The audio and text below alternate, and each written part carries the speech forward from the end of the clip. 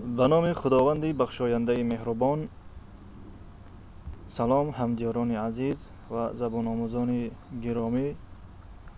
درس نهم است از سلسله درس های عربی برای نوآموزان. الفبای زبان عربی حرف دال. دجاج مرغ یا ماکیان. دیکن خروس. دب خرس. دجاج و دجاجة شکل تنهای کلمه است. جمعش دجاج و دجاجات. دجاج و دجاجات. دیکن شکل تنهای کلمه، جمعش دیوکن، ادیاکن، دیکتون.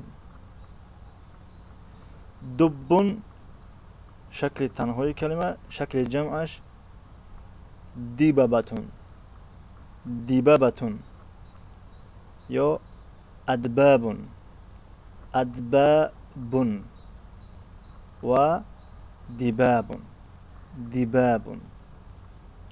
چگونه که در درس های پیشین گفته گذاشته بودیم، بعضی کلمه های عرب، بعضی کلمه های زبان عربی زیاده از 2 یا 3 جمع دارند. این بود درسی نهم. تا درس نوبتی، خدا حافظ.